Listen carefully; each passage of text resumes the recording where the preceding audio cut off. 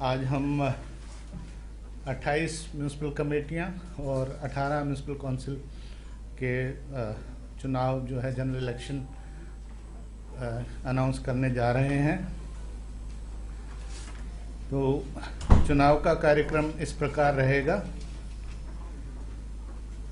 Date of announcement 23/5 यानी आज से 23 मई और 24/5/2022 को notice will be published by the returning officer under Rule 20 of the Haryana Municipal Election Rules 1978। Nomination present होंगे 30/5 से 4/6 तक, 11 बजे से 3 बजे तक का समय रहेगा, except on 2 June being holiday. Nomination papers की स्क्रूटनी होगी 6 तारीख को 11:30 से 3 बजे तक। Last date for withdrawal of candidature रहेगा 7/6 को 11 से 3 तक, और उसी दिन फिर 3 बजे जब फाइनल लिस्ट हो जाएगी, किसी ने अगर विड्रॉ कर लिया है तो उसके बाद जो बचे इलेक्शन सिंबल्स अलॉट किए जाएंगे।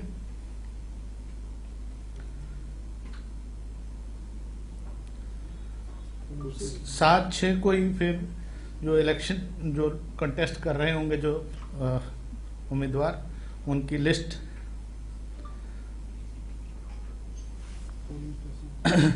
पोस्ट की जाएगी रूल 19(2) ऑफ 7। और लिस्ट ऑफ पोलिंग स्टेशंस भी 7/6 को ही पब्लिश की जाएगी। पोल जो होंगे वो 19 जून को होंगे 7 बजे से 6 बजे शाम तक। 1 घंटे का अतिरिक्त समय हमने रखा है। अमूमन 5 बजे शाम तक होता है, लेकिन गर्मी की स्थिति को देखते हुए कई बार दोपहर में मतदान थोड़ा धीमा हो जाता है, तो कोई अपने मताधिकार से वंचित ना रह जाए, इसलिए 1 घंटे का टाइम एक्स्ट्रा दिया है। और बाकी तो आपको पता ही है, 6 बजे तक जो भी लाइन में होंगे लास्ट मैन से लेके वो पर्ची दे दी जाती है, तो वो सब लोगों को वोट करने दिया जाएगा। 22 तारीख को काउंटिंग होगी। रीपोल अगर कोई आवश्यक हुआ वो 21 को होगा। 1 दिन का गैप दिया जाता है, अगर कहीं से कोई शिकायत इस तरह की मिलती है गड़बड़ी की, या जहाँ पे पुनर्मतदान आवश्यक हुआ तो वो 21 को कराया जाएगा। और 22/6 को 8 बजे से मतों की गिनती होगी, और मतों की गिनती समाप्त होते ही चुनाव के नतीजों की घोषणा कर दी जाएगी।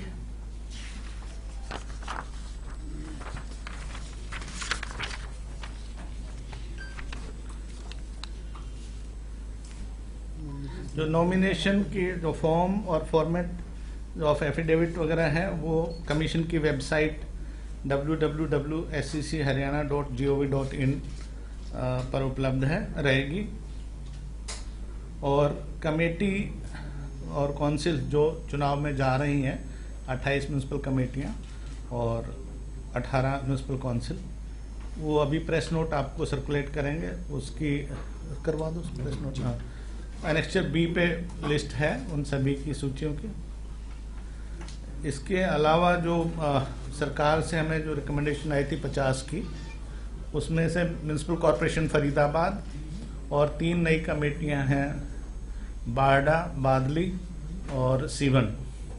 उनका चूंकि अभी वार्डबंदी तो हो गई है, उनका मतदान जो उनके वोटर लिस्ट का जो इलेक्टोरल रोल रिवीजन का कार्य अभी शुरू हो रहा है, वो सेकेंड फेज में लिया जाएगा।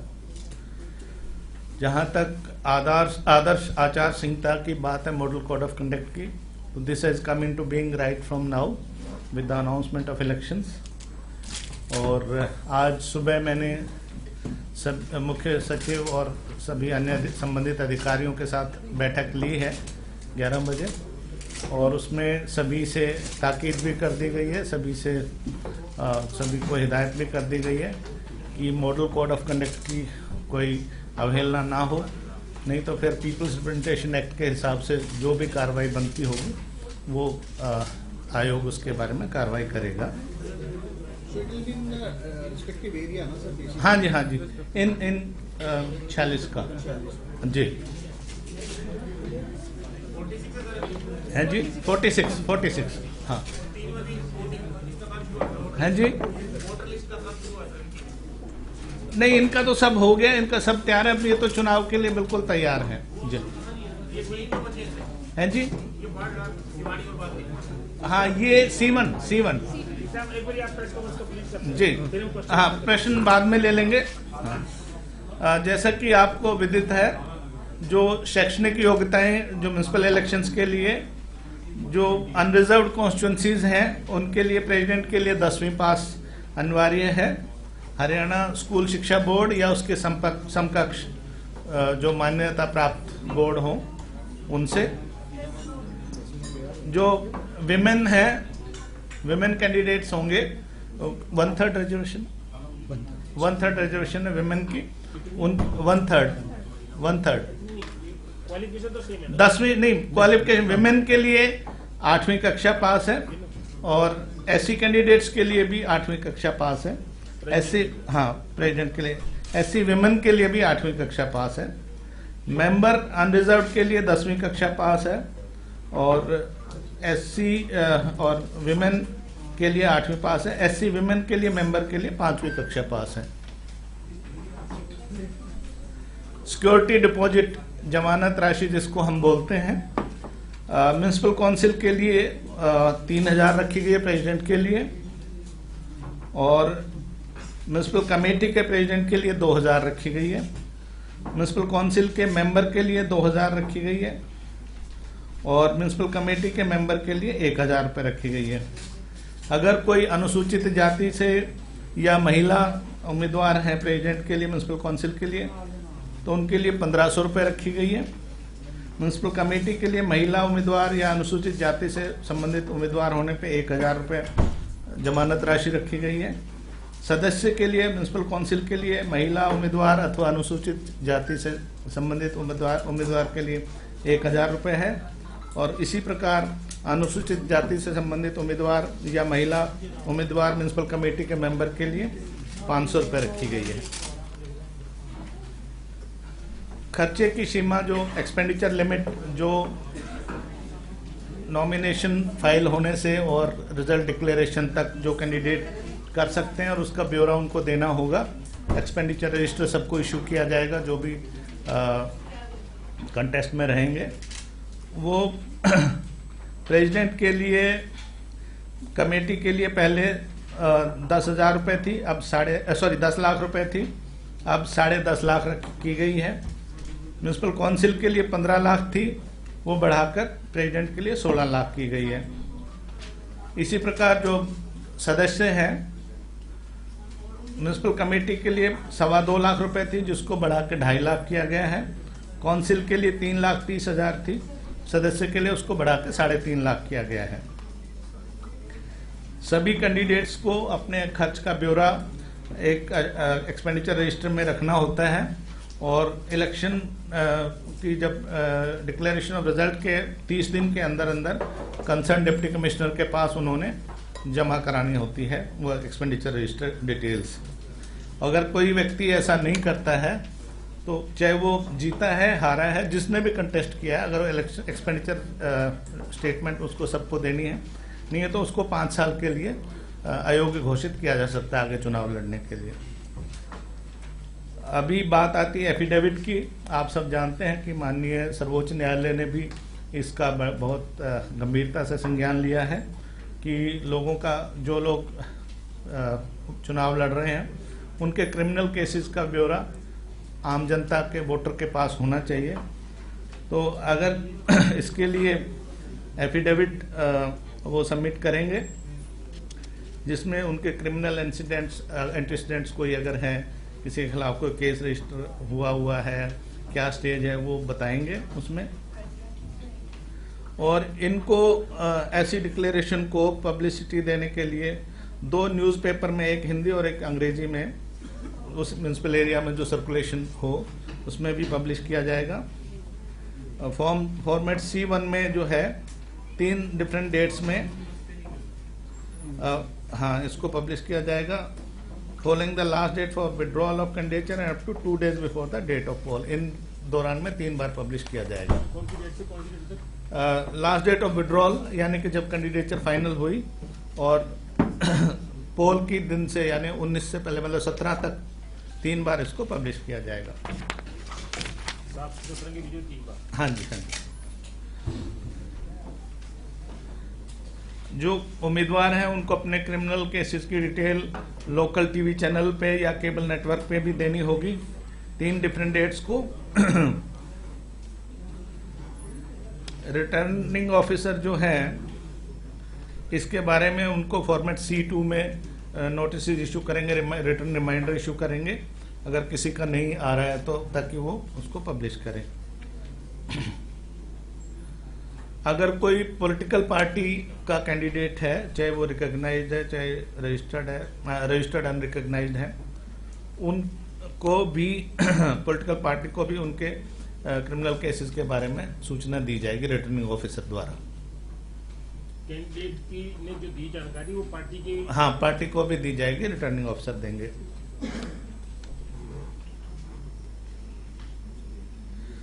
रिकॉग्नाइज्ड पॉलिटिकल पार्टीज हैं और रजिस्टर्ड अनरिकॉग्नाइज्ड पॉलिटिकल पार्टीज हैं, उनको भी अपने जो कैंडिडेट्स हैं उनके क्रिमिनल केसेस चाहे पेंडिंग है चाहे पास्ट कन्विक्शन है, उनकी डिक्लेरेशन फॉर्मेट C में पब्लिश करनी पड़ेगी, चाहे अपने वेबसाइट पे दें पार्टी की या लोकल टीवी चैनल या केबल नेटवर्क पे दें, और 2 अखबारों में, एक हिंदी और एक अंग्रेजी, जो उस म्यूनसिपल कमेटी या म्यूनसिपल काउंसिल के एरिया में बिकता हो, छपता हो। ये 2 बार हो गया, एक बार कैंडिडेट को खुद देनी पड़ेगी, पार्टी देगी। हाँ पार्टी देगी जी।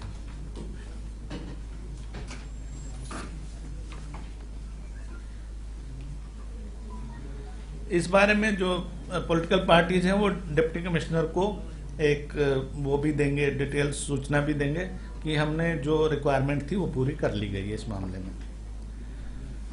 जो प्रेसिडेंट है म्यूनसिपल कमेटी का हो या म्यूनसिपल काउंसिल का हो, उसके लिए डायरेक्ट इलेक्शन होगा, यानी कि पूरी जो कमेटी या काउंसिल के सारे वार्ड्स मिलके प्रेसिडेंट का चुनाव करेंगे। इस सारी प्रक्रिया में लगभग जो प्रत्यक्ष रूप से और अप्रत्यक्ष रूप से लगभग 10,000 लोग इस चुनाव से संबंध रहेंगे किसी न किसी रूप में, एम्प्लॉयज हमारे डिफरेंट डिपार्टमेंट्स के, हाँ, ताकि पुलिस वगैरह सब मिला के, ताकि इसको, अच्छा पुलिस अलग से, पुलिस पर्सनल अलग रहेंगे, ताकि इस चुनाव को हम फ्री एंड फेयर मैनर में ट्रांसपेरेंट तरीके से, पीसफुल तरीके से कंडक्ट करवा सकें। जो सेंसिटिव और हाइपर सेंसिटिव बूथ्स के लिए होम सेक्रेटरी को और डीजीपी को ताकीद कर दी गई है कि वो इनके डिस्ट्रिक्ट मजिस्ट्रेट्स उनको चुनाव करेंगे, सिलेक्शन करेंगे कौन से सेंसिटिव हैं कौन से हाइपर सेंसिटिव हैं, और उन पे विशेष रूप से पुलिस बल की तैनाती रहेगी, बाकी जगहों पे तो रहेगी। चुनाव में जो एक और महत्वपूर्ण जो जानकारी मैं आपसे साझा करना चाहूँगा, इसमें हम M2 टाइप 4000 EVMs हमने डिप्लॉय करी हैं सभी डिस्ट्रिक्ट्स में। 21 जिले हैं जो इसमें कवर हो रहे हैं केवल फरीदाबाद को छोड़कर, तो सभी में जहां जितनी म्यूनसिपल कमेटी या काउंसिल है उसके हिसाब से, रिक्वायरमेंट के बूथों के हिसाब से 4000 EVMs हमने M2 टाइप भेज दी हैं। उनका फर्स्ट लेवल चेकिंग बोलते हैं जिसको, मशीनरी ठीक से काम कर रही है कि नहीं, कोई उसमें कोई दिक्कत तो नहीं है, सारा वो हो गई है। Separate EVM shall be used for the post of president and member. Member के लिए अलग होगी EVM और प्रेसिडेंट के लिए अलग होगी। जो बैलेट पेपर मशीन में लगेगा उसमें प्रेसिडेंट के लिए पिंक कलर का होगा और मेंबर के लिए व्हाइट कलर का होगा, और जो कंटेस्टिंग कैंडिडेट्स हैं उनके फोटोग्राफ्स जो है जो बाकी पर्टिकुलर के साथ बैलेटिंग यूनिट में लगाए जाएंगे EVM के, और जो फोटोग्राफ पैनल में रहेगा और राइट साइड नाम के आगे राइट साइड में उसको रखा जाएगा, जिसमें नाम, सिंबल और फिर उसका बैलेट पेपर हाँ रहेगा उसमें सारी चीज़ें। नोटा पिछली बार की तरह भी इस बार भी नन ऑफ द अबाउ, ताकि कोई कैंडिडेट वहाँ पे मतदान के लिए आता है और उसको लगता है कि इनमें से कोई भी कैंडिडेट उसके मुताबिक सही नहीं है, तो वो निराश ना जाए, घर पे अपने मत का सही प्रयोग कर सके। और नन ऑफ द अबाउ का भी उसमें एक बटन रहेगा सभी कैंडिडेट्स जो कंटेस्ट करें उनके बाद लास्ट में। NOTA is to be treated as a fictional electoral candidate while declaring the election results. और अगर कॉन्टेस्टिंग कैंडिडेट्स इंडिविजुअली सभी नोटा से अगर कम उनकी वोट्स आती हैं तो नोटा को डिक्लेयर किया जाएगा और वहाँ पे फिर फ्रेश इलेक्शन होगा। लेकिन अगर सेकेंड टाइम भी यही स्थिति रहती है तो फिर जो हाईएस्ट वोट जो लेगा उसको डिक्लेयर कर दिया जाएगा। फ्रेश इलेक्शन अगर कहीं खुदा न खास्ता आवश्यकता पड़ी तो वो फिर नॉमिनेशन स्टेज से दोबारा से सारी कार्रवाई होगी। नोटा के मामले में जी, जो पहले जो नोटा से अगर कम वोट लेके जो कैंडिडेट पिछली बार के इलेक्शन में है तो उनको दोबारा से नॉमिनेशन नहीं भरनी दी जाएगी, क्योंकि उनको तो लोग फिर अगर नकार ही चुके। हाँ जी जी, जहाँ हाँ जी हाँ जी, इलेक्टोरल रोल वोटर लिस्ट की जहाँ तक बात है, विधानसभा का जो मतदाता सूची होती है 1 जनवरी को हर साल इलेक्शन कमीशन ऑफ इंडिया उसको रिवाइज करते हैं और 5 जनवरी को पब्लिश होती है। उसी को आधार मान के हमारी मतदाता सूचियां बनेंगी और उन्हीं को वार्डों में डिस्ट्रीब्यूट किया जाएगा। और अगर किसी व्यक्ति का मतदाता विधानसभा की मतदाता सूची में नाम है और यहाँ नहीं है तो वो संबंधित फॉर्म भर के और उसमें जुड़वा सकता है। चूँकि विधानसभा की मतदाता सूचियों का पुनरीक्षण का काम सारा साल भर चलता है, तो नॉमिनेशन के लास्ट डे तक अगर किसी का नाम उधर है और पहले वहाँ डलवाना पड़ेगा। अगर वहाँ नहीं है तो फिर तो कोई चांस ही नहीं है। अगर मान लो वहाँ भी नहीं है और गलती से रह गया तो वहाँ डलवा के नाम इधर भी जो last date of withdrawal of nomination है उस तक अपना इसमें चेंज करवा सकता है। जी, इसमें हम इलेक्शन ऑब्जर्वर्स अपॉइंट करेंगे, जनरल एक्सपेंडिचर और पुलिस ऑब्जर्वर्स, ताकि जो किसी तरह की कोई जिला प्रशासन के स्तर पे अगर कहीं कोई इम्पार्शलिटी की या इस तरह की शिकायत है या किसी कैंडिडेट या किसी पॉलिटिकल पार्टी की तरफ की शिकायत है या उनकी तरफ से कोई शिकायत है, उन सब को देखने के लिए इलेक्शन ऑब्जर्वर्स जनरल एक्सपेंडिचर और पुलिस अपॉइंट होंगे। तो पब्लिक उनको उनके नंबर पब्लिक किए जाएंगे और जिस संबंधित कोई भी शिकायत होगी तो वो पब्लिक उनसे कर सकते हैं। जहाँ तक वोटर अवेयरनेस का प्रोग्राम है, इसके बारे में आप सब लोगों के माध्यम से मेरी अपील भी रहेगी कि सभी मतदाताओं से अपील है कि वो बिना किसी जाति, बिना किसी धर्म और इन सब चीज़ों से ऊपर उठकर सही कैंडिडेट का चुनाव करें, ताकि वो अपना सही उम्मीदवार चुनें जो उनके विकास कार्यों का में आगे उनका मतलब साथ दे सकें और आगे बढ़ा सकें।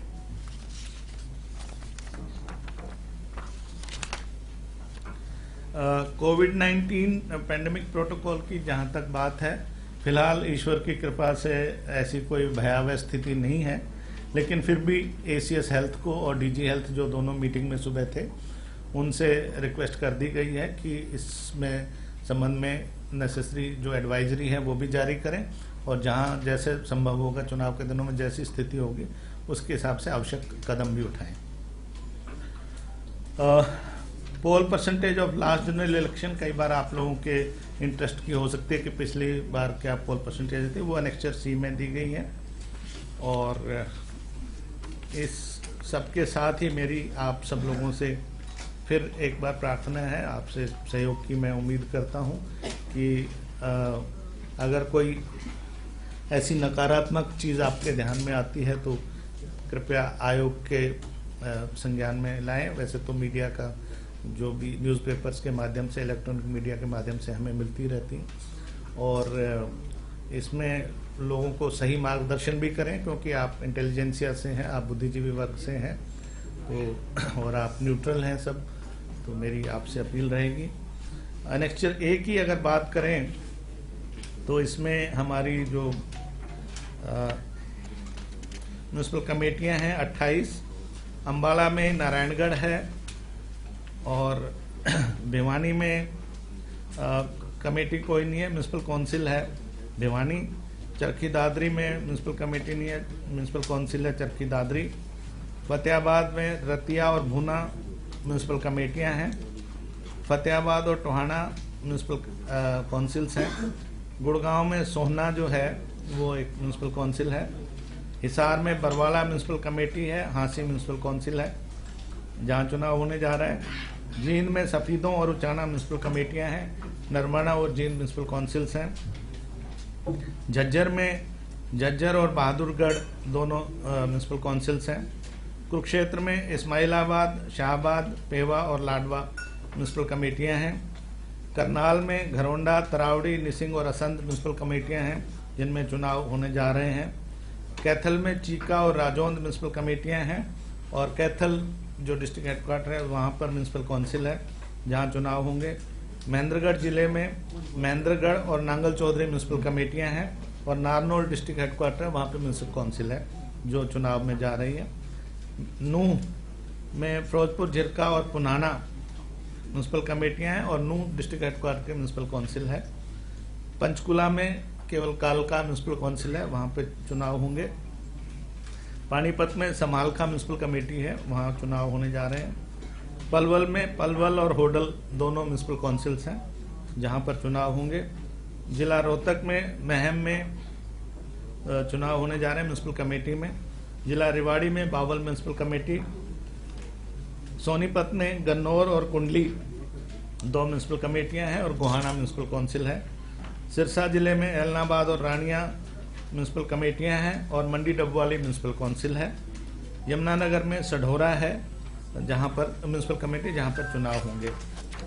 अनुसूची बी की हम बात करें तो ये details of wards, polling station, reservation of seats and votes ये दिए हुए हैं। तो ये बहुत लंबी चौड़ी नंबर्स है, स्टैटिस्टिक्स है, तो सबको कॉपी में सर्कुलेट करने के लिए कहा है, तो आप काइंडली उसमें से देख लें। उसमें कोई अगर कोई शंका हो या किसी बारे में पूछना हो तो बात कर लेंगे।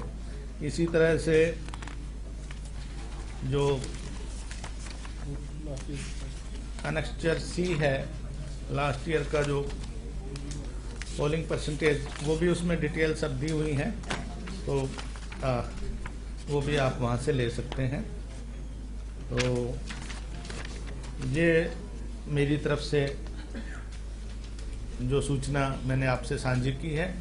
अब किसी भी साथी को इससे संबंधित जो भी प्रश्न है या कोई क्लैरिफिकेशन है तो आप सादर पूछ सकते हैं।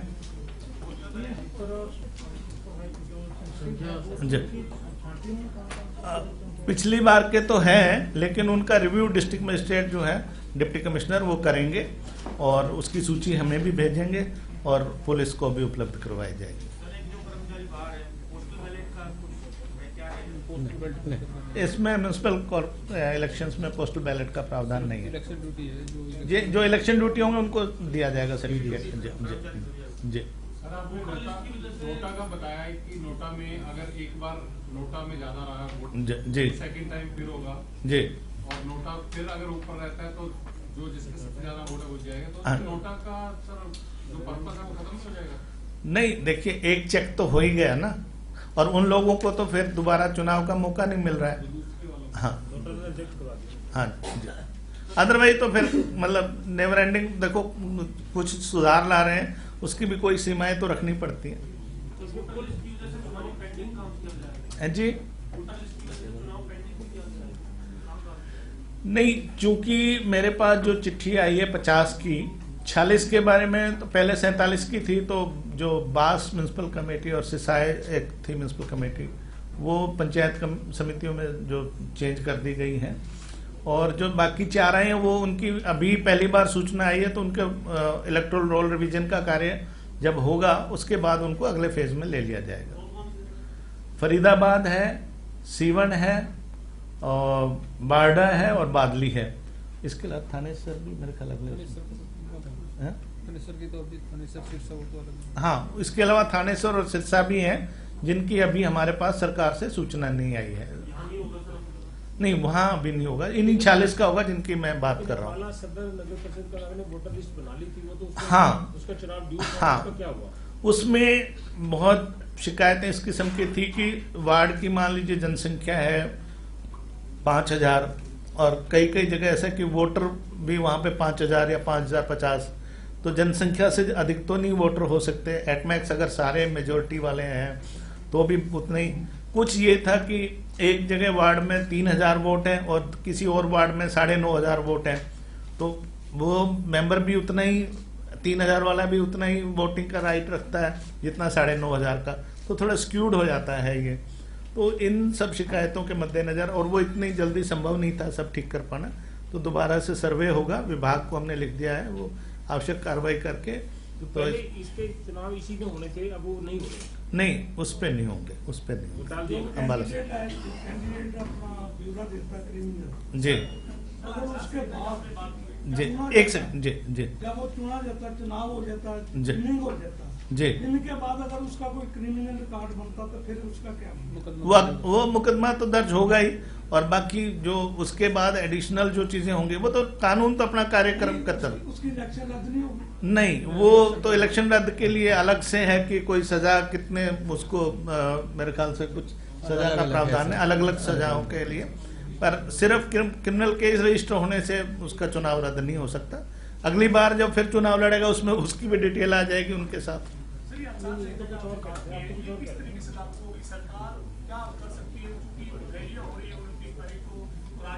29 आने दो, 29 आने दो, नहीं आने दो 29।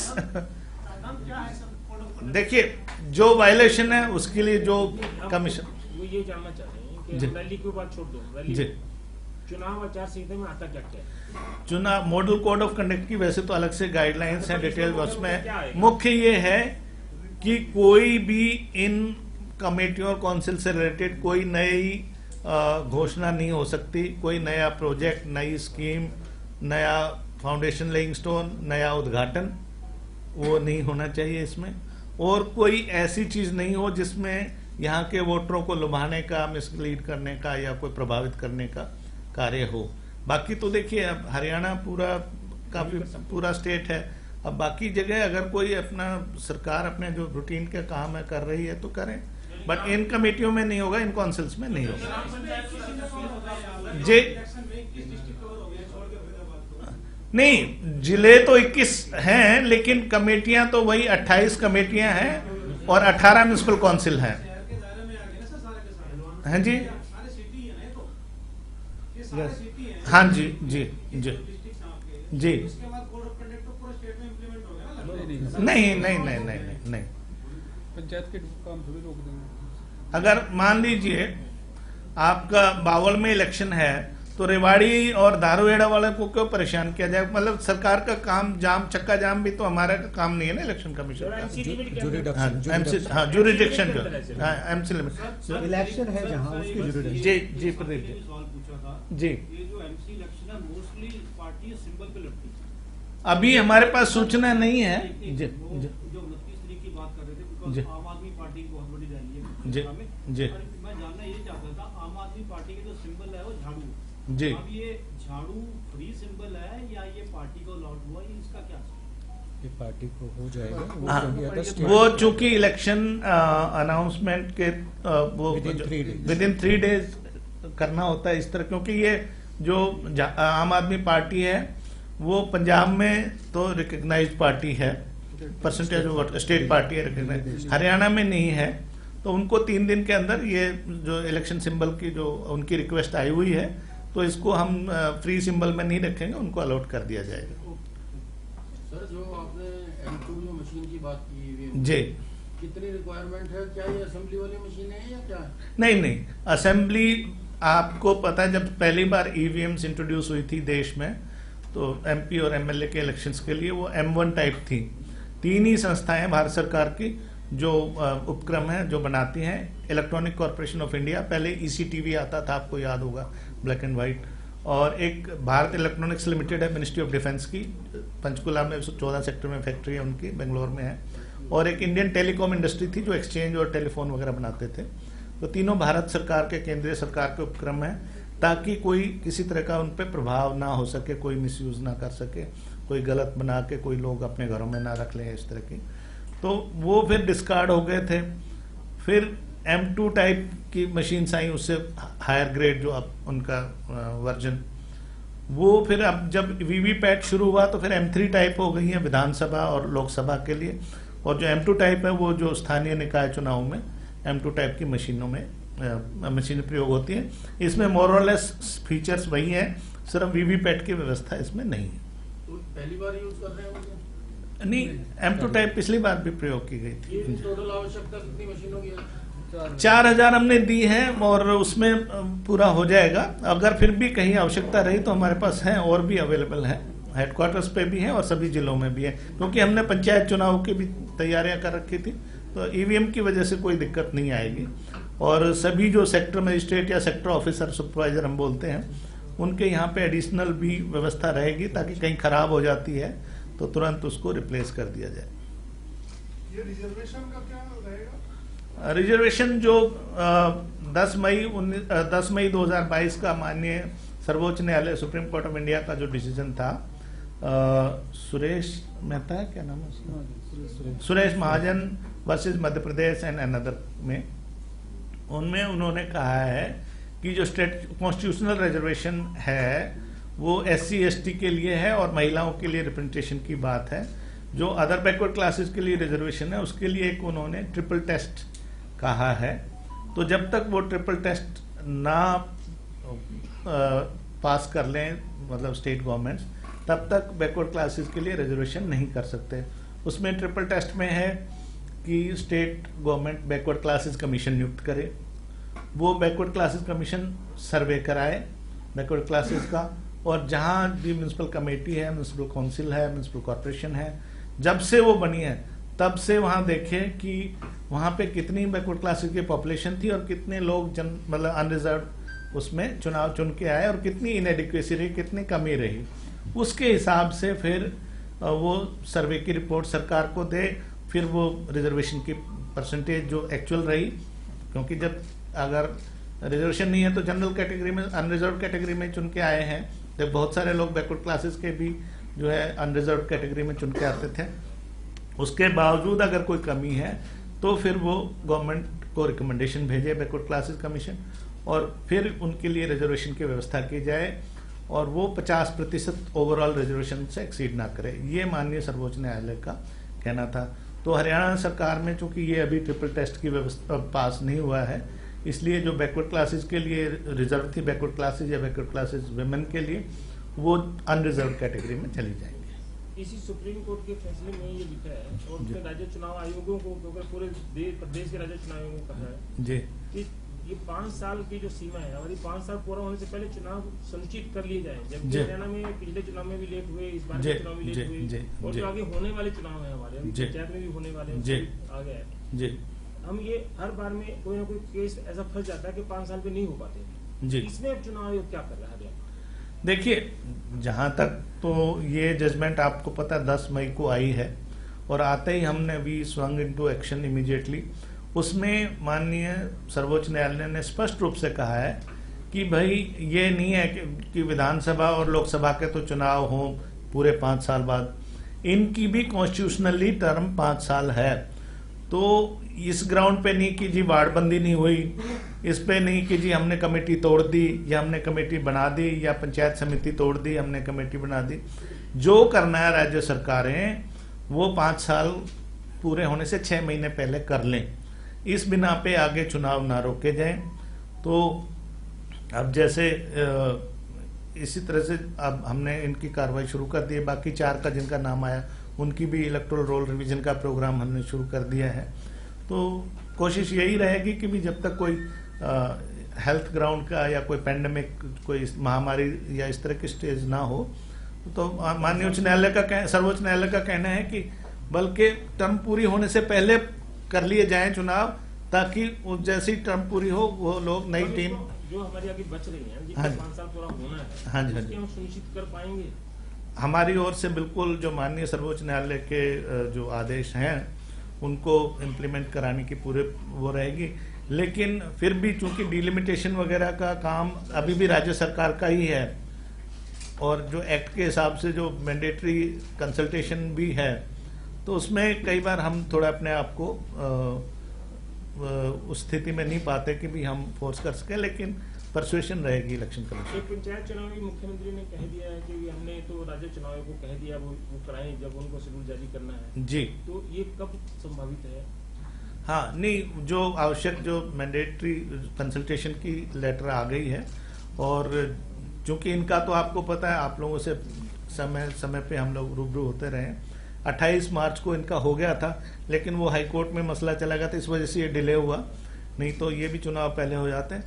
और पंचायती चुनावों की जब चिट्ठी आई थी उसके बाद हमने इलेक्टोरल रोल रिवीजन का कार्य शुरू कर दिया, नॉर्मली जिसमें 45 दिन लगते हैं, लेकिन बीच में ये नगर पालिकाओं के चुनाव भी हैं, तो उसके लिए हमने 2 महीने का समय दिया है। 22 जुलाई को वो कार्य पूर्ण हो जाएगा, होपफुली कहीं कोई स्लिपेजेस वगैरह ना हो, कहीं कोई अगर दिक्कत हुई हफ्ता 10 दिन और लग सकते हैं। उसके बाद उस समय बारिश की स्थिति को, मानसून की स्थिति को भी ध्यान में थोड़ा सा रखना पड़ेगा, तो फिर हम 22 जुलाई के बाद कॉल लेंगे इस बारे में। और तीसरा एक जो वोट बनाने का एक इशू आया था, तो आपने कहा डेट ऑफ नॉमिनेशन लास्ट, क्योंकि अगर किसी को नॉमिनेशन ही करना है तो डेट ऑफ नॉमिनेशन लास्ट कैसे हो जाएगा? नहीं, लास्ट डे ऑफ नॉमिनेशन तक नहीं, अगर वो आदमी जो चुनाव लड़ना चाहता है उसका किसी भी वार्ड में अगर है, तो वो ऐसा नहीं है कि वार्ड नंबर 9 में है तो 3 से नहीं लड़ सकता, वो लड़ सकता है। अब ये तो उसको भी थोड़ा सा सचेत रहना चाहिए कि भाई मैंने विधानसभा में नाम ही नहीं दर्ज कराया और मैं चुनाव लड़ने जा रहा हूं, तो इतना तो एक्सपेक्टेड है। जब औरों के हकों की क्या वो रक्षा करेगा जब अपने ही हक की रक्षा नहीं कर पा रहा है वो? तो लास्ट डे ऑफ नॉमिनेशन तक वो वोट बनवा सकता है, तो उसका वोट पोल हो जाएगा। हाँ जी, पर बशर्ते है कि पहले वो विधानसभा में डल सूची में, विधानसभा से फिर इधर वो हाँ जी, इधर एप्लीकेशन देनी पड़ेगी जी जी, फिर एप्लीकेशन देनी पड़ेगी इधर। हाँ जी, हाँ जी, इसमें अपने राज्य चुनाव आयोग की वोटर लिस्ट के लिए। हाँ जी, हाँ जी। अब रिटर्निंग अफसर से एप्लीकेशन दे 15 सितंबर तक हो जाएंगे। अभी देखिए 22 जुलाई के बाद ही उस समय स्थिति देखते हुए बता पाए कितने मतदाता हैं हमारे पास, वो कोई शायद 1 पॉइंट है, बाकी सब हो गए। वो एनेक्चर सी में है, सॉरी बी में है,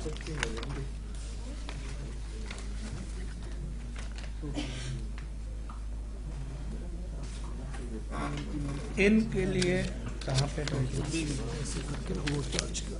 टोटल कहाँ पे लास्ट में फीमेल ट्रांसजेंडर ये टोटल 18,30,208 कुल मतदाता इन कमेटियों में जो और काउंसिल में होंगे, जिनमें से 9,65,547 तो पुरुष वोटर हैं, 8,64,612 महिला मतदाता हैं और 49 ट्रांसजेंडर्स हैं। 49 जी, ये संख्या कुछ घटबढ़ भी सकती है, जैसे किसी का क्लेम्स ऑब्जेक्शन अगर आएंगे तो उसके हिसाब से हाँ आगे पीछे भी हो सकती है। जी जी, नहीं रुझाने का तो काम नहीं है, अवेयरनेस करने का काम है, तो रुझाने का काम तो हम करने नहीं देंगे जो करना चाहेंगे। बाकी ये है कि अब हर एक व्यक्ति अपना मत का सही प्रयोग करे, तो उसके लिए अवेयरनेस आप लोगों के साथ जो आज भी हम बात कर रहे हैं ये भी उसी का हिस्सा ही है जी। जितना जागरूक होगा वो अपने मत का सही प्रयोग करे। जैसे विधानसभा में होता है बूथ पे जो विकलांग आते हैं हाँ वो सब रहेगा, वो गाड़ियां उपलब्ध करवाई गई थी, उनका ये मतलब था कि कोई सुविधा के लिए जो भी आवश्यक होगा ताकि हर एक मतदाता अपने मत का प्रयोग कर सके, अधिक मताधिकार का प्रयोग कर सके, जो व्यवस्था होगी वो करवाई जाएगी। वैसे भी माननीय सर्वोच्च न्यायालय की तरफ से भी हिदायतें हैं कि जो पीपल विद डिसेबिलिटी है, PWD एक्ट 1995 है, उनके लिए हाँ व्यवस्था रहे। हमसे जुड़े रहने के लिए हमारे YouTube चैनल को सब्सक्राइब करें और नई वीडियो की नोटिफिकेशन के लिए बेल आइकॉन को दबाएं। अगर आप ये वीडियो Facebook पर देख रहे हैं तो लाइक जरूर करें और ज्यादा से ज्यादा शेयर करें। धन्यवाद।